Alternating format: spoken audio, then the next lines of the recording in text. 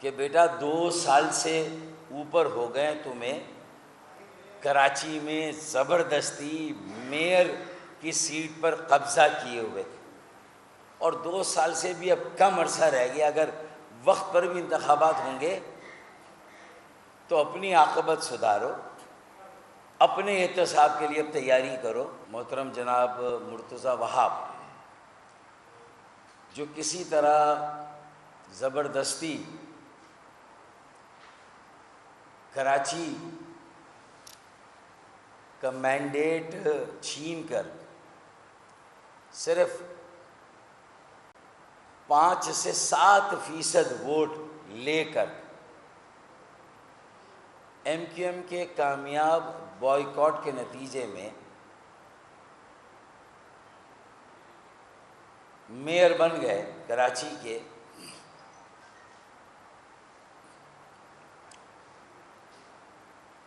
تو شاید وہ یہ سمجھتے ہیں کہ وہ اپنی کارکردگی کو، اپنی پرفارمنس کو چھپانے کے لیے آئے دن کبھی ایم کیو ایم کے خلاف بیان بازی کریں، کبھی ایم کیو ایم کے کامیاب ترین اور عوامی گورنر کے خلاف ہرزہ سرائی کرے،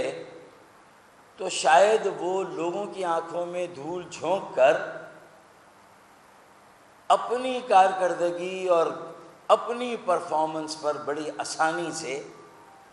پردہ ڈال سکیں گے۔ تو میں آج میرے لیڈر آف دی اپوزیشن علی خورشیدی بھائی، پارلیمانی لیڈر صوبائی اسمبلی میں افتخار بھائی، میرے ایم پی اے فیصل رفیق بھائی، میری ایم پی اے باجی فوزیہ باجی، ڈاکٹر فوزیہ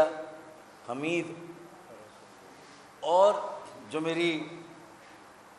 مرکزی کمیٹی اور تنظیمی کمیٹی کے ساتھی میرے ساتھ یہ موجود ہیں، میں ان کی طرف سے یہ ان کی خوش فہمی، غلط فہمی دور کرنا چاہتا ہوں کہ بیٹا 2 سال سے اوپر ہو گئے تمہیں کراچی میں زبردستی میئر کی سیٹ پر قبضہ کیے ہوئے تھے، اور 2 سال سے بھی اب کم عرصہ رہ گیا، اگر وقت پر بھی انتخابات ہوں گے تو اپنی عاقبت سدھارو، اپنے احتساب کے لیے اب تیاری کرو۔ صرف بیان بازی کر کے ایم کیو ایم کو، مجھے اور گورنر کو انگیج کر کے لوگوں کی توجہ اپنی پرفارمنس سے مت ہٹاؤ یار، اپنے کام سے کام رکھو۔ اور بیان بھی اگر دینا ہی ہے، اس کے بغیر تمہیں چین نہیں پڑتا، تو کوئی ایسا بیان دو جو کہ معقول ہو، جو کہ مناسب ہو، جو کہ لوگوں کو اپیل کرے، جس میں کوئی ریشنل ہو، جس میں کوئی قبولیت ہو۔ آپ یہ بیان دے رہے ہیں کسی ایک چینل پر کہ جو ایک کامیاب وزٹ کیا گورنر سندھ، عوامی گورنر، ایم کیو ایم کے گورنر کامران ٹیسوری بھائی نے یوسف گوڈ سرجانی ٹاؤن کا، اور وہاں جا کے زخموں پر مرہم رکھا، اس تباہ حال نظر عباس پر، اس کراچی کے شہری پر، اس غریب مفلوک حال پاکستانی کراچی کے شہری کے زخموں پر مرہم رکھا، اور جا کے اس سے اس کا حال پوچھا، اس سے تعزیت کی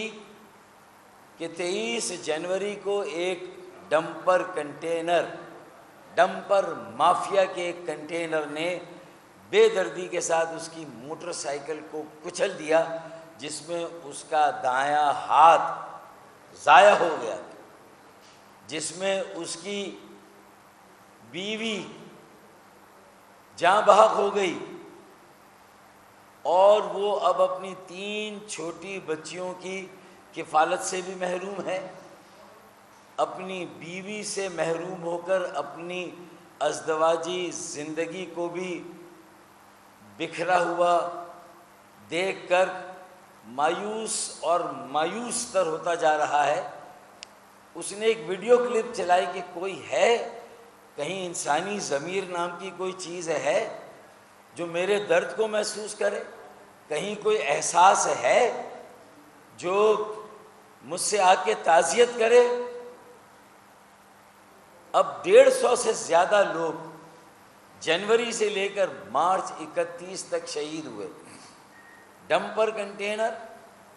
اور واٹر ٹینکر مافیا کی دہشت گردی کا شکار ہوئے۔ ایک بیان نہیں ہے فادر آف دی سٹی کا، dumper container water tanker mafia کی دہشت گردی اور جو یہ 150 ہلاکتیں ہوئیں، شہادتیں ہوئیں کراچی کے غریبوں کی، ہر زبان بولنے والے پاکستانی شہری کی جو کراچی میں رہتا ہے، ایک تعزیتی بیان نہیں۔ ان کے دکھوں کا مداوع تو دور کی بات ہے، ان کے زخموں پر مرہم رکھنا بھی جو ہے وہ گوارا نہیں ہوا۔ اور بیان کیا دیا جا رہا ہے کہ کیا ایک پریس کانفرنس اور ایک پلاٹ کسی کی جان کا نیم البدل ہو سکتے ہیں؟ ارے نہیں ہو سکتے بھائی، یہ تو کامن سینس ہے، نہیں ہو سکتے۔ تو پھر جان کا بدلہ تو جان ہے، اور اس کی ذمہ داری تو وزیر اعلیٰ سندھ مراد علی شاہ صاحب کی ہے، اس کی ذمہ داری تو آپ کے وزیر داخلہ لنجار صاحب کی ہے۔ وہ جواب دیں عوام کو، ان کا احتساب اور ان کا حساب ہونا چاہیے کہ بھائی 150 کراچی کے شہری مختلف زبانیں بولنے والے، پاکستان کے شہری جو کراچی میں بستے ہیں، غریب ہیں، لوور مڈل کلاس ہیں، موٹر سائیکل پر جا رہے ہیں اپنی بیوی بچوں کے ساتھ مزدوری کے لیے، ملازمت کے لیے، کام کے لیے، تعلیمی ادارے پڑھائی کے لیے طالب علم ہیں، اور انہیں یہ منشیات کے عادی، غیر تربیت یافتہ، غیر لائسنس یافتہ ڈمپر کنٹینر ٹینکر مافیا کے ڈرائیور بے دردی کے ساتھ کچل دیں تو کتنے ڈرائیور گرفتار ہوئے، کتنی ایف آئی آر کٹی، کتنے مقدمات آگے بڑھے، عدالتوں میں چالان جمع ہوئے، کتنی تحقیقات اور تفتیش ہوئی، کتنے کمیشن بنے۔ یہ سوال پوچھنے کی بجائے تباہ لوگوں، شہیدوں، غریبوں، مظلوموں کے ساتھ کھڑے ہونے کی بجائے جو مظلوموں کے ساتھ کھڑا ہے، تم مافیا کے ساتھ کھڑے ہو کے مظلوموں، شہیدوں، ان کے لواحقین کے زخموں پر مرہم رکھنے کی بجائے ان کے زخموں کو کھرچ رہے ہو، ان کے زخموں پر نمک پاشی کر رہے ہو۔ شیم شیم شیم، شرم آنی چاہیے تمہیں۔